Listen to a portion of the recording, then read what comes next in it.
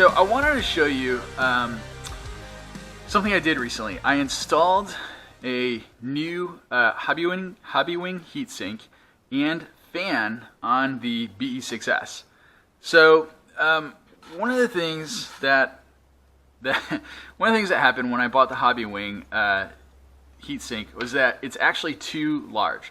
The diameter is too large to snugly or securely fit on the standard Team Redcat BE6S motor. It's a 4274 2200 kV motor.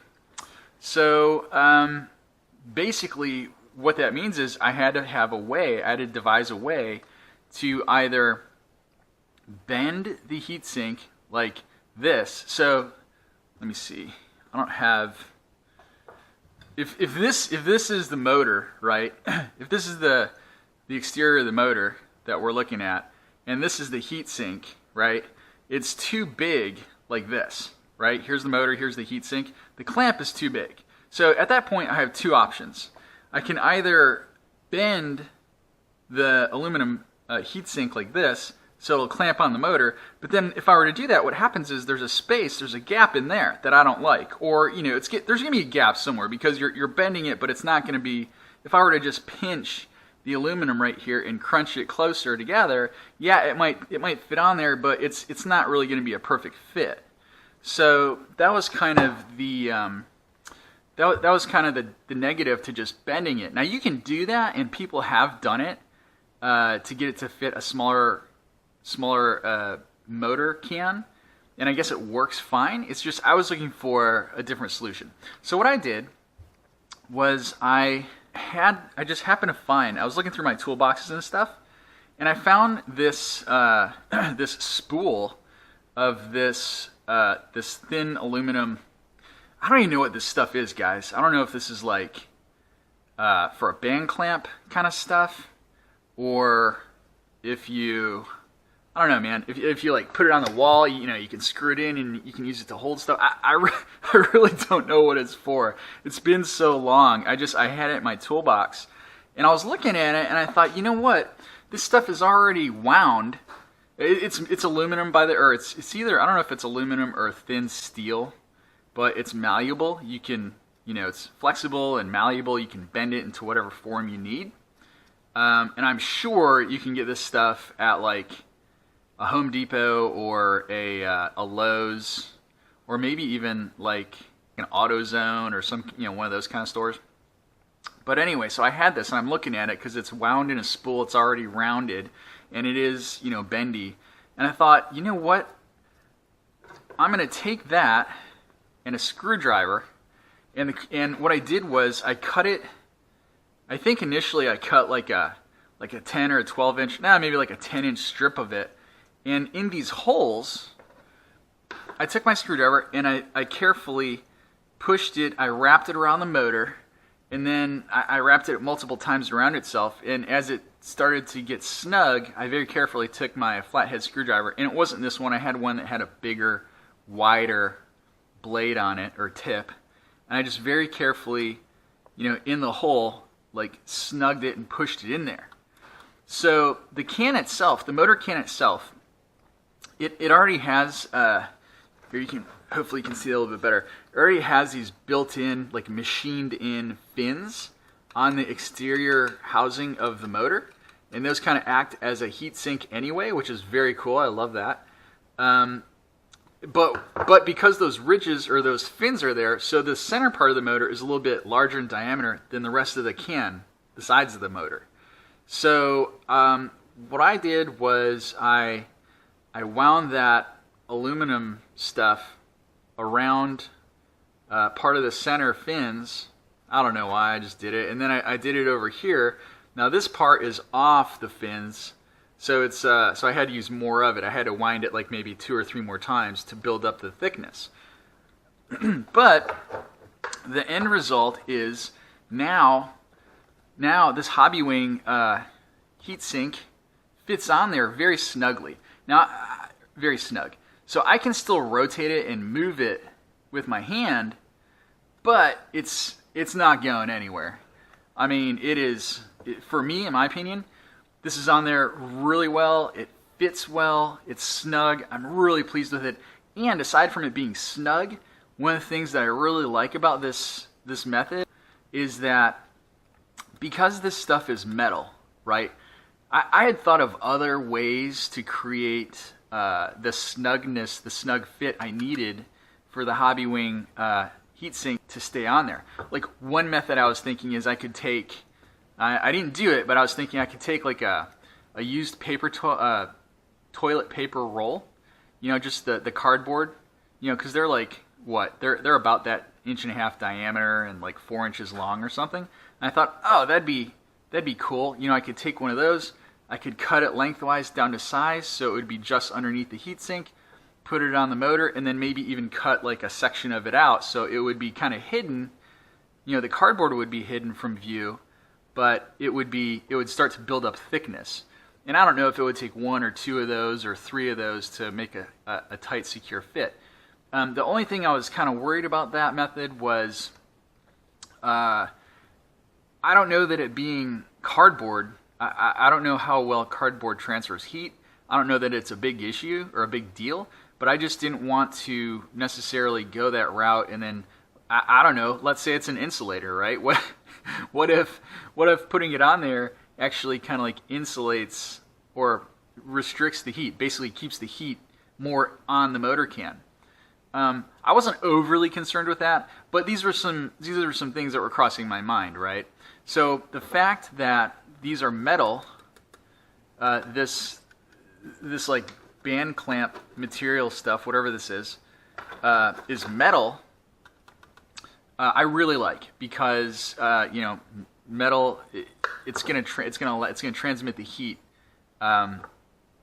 efficiently. I also like, not that it's even a really big deal, but I do like that it's got holes in it because I'm thinking, oh, that's also, there are enough holes in it, it could potentially help radiate the heat better. Also, I like that the fins are exposed, and I like that, I don't know if this is a good thing or bad thing, but I like that I'm not covering it up over here. In other words, I like that there is still some motor can showing, and that because it's showing and I don't have something wrapped around the entire can, it's gonna theoretically allow it to vent that or radiate the heat buildup better. Okay, so those were kind of my thoughts. It's not scientific by any means, but those were some benefits. So these are metal. Metal is going to transmit the heat hopefully faster to the aluminum heatsink, which is then going to dissipate the heat more quickly. So the goal is to, 1, make it a snug fit, right? So the heatsink is on there, it's not going to move around. And then 2, ideally, when you do get a snug fit, that you're doing it in a way that's going to allow the heat to dissipate as quickly as possible, ideally. So, I just wanted to share with you guys, I don't know if that's helpful for anybody that buys this heatsink. By the way, I think this is a good heatsink. There might be others out there that are better. You know, I looked at the Castle Creations one, but, you know, it was just, I had read some things that the motor on the Castle fan wasn't that good necessarily. It's a little bit weak.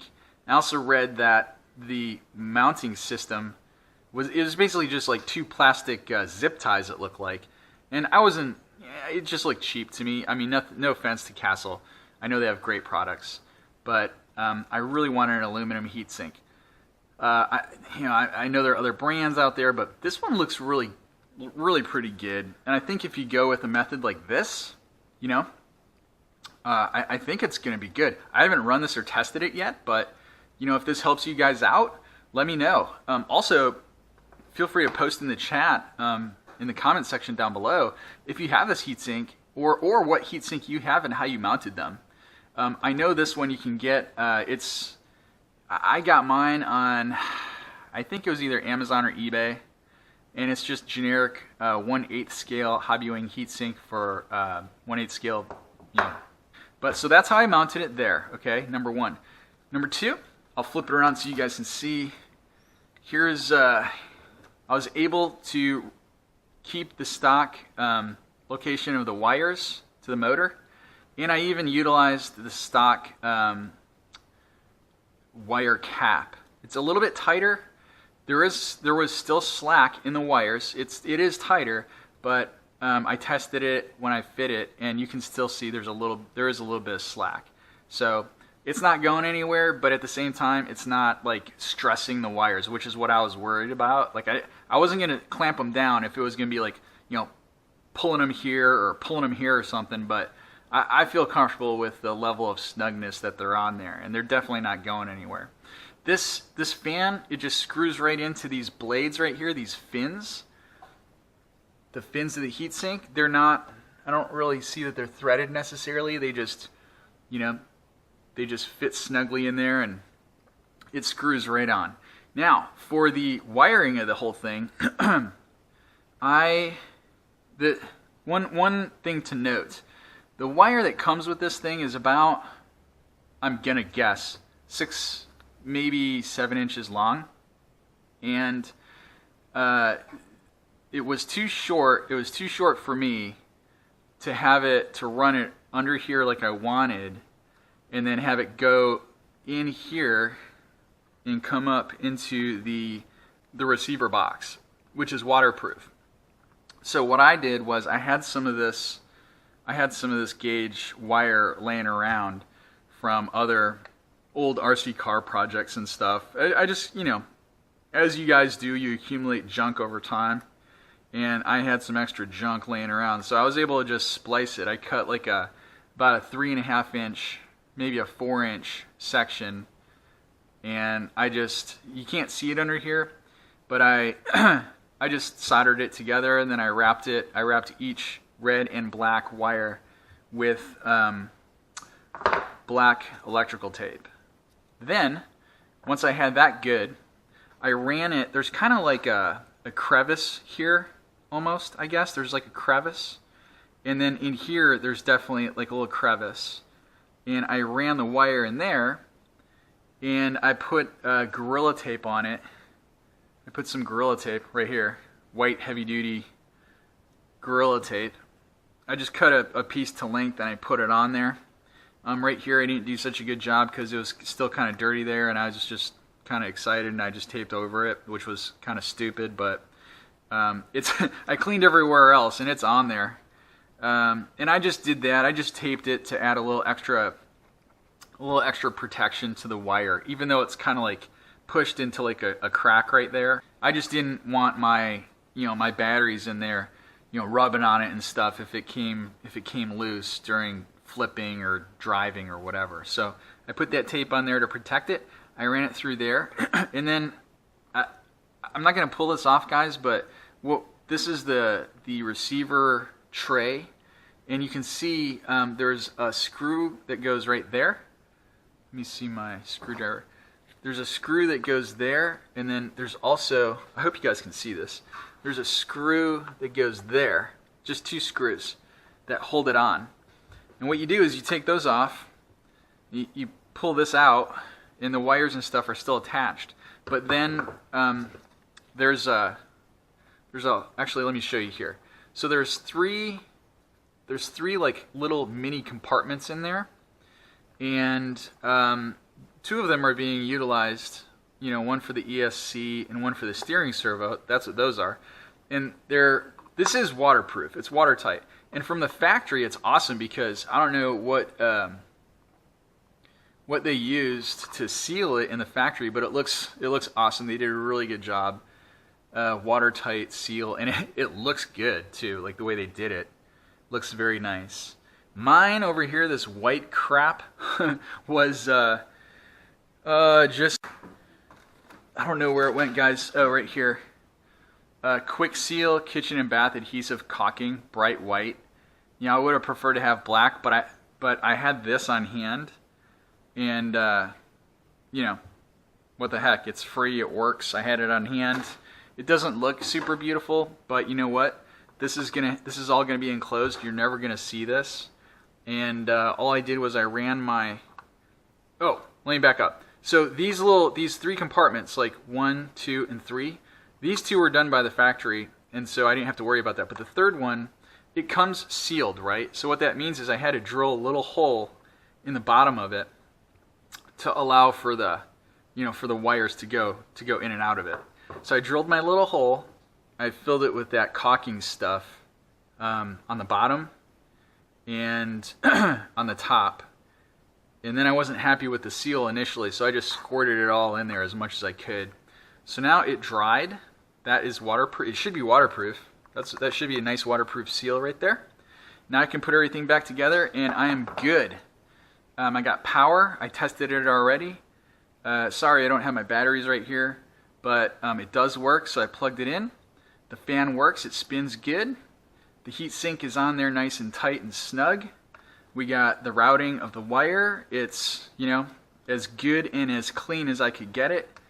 If I wanted to be real fancy, I could have used black tape to make it kind of more hidden, I suppose. But this is my setup. I think it looks awesome. I'm super happy with it. Now I'm on to repairing my differential. That's my center diff.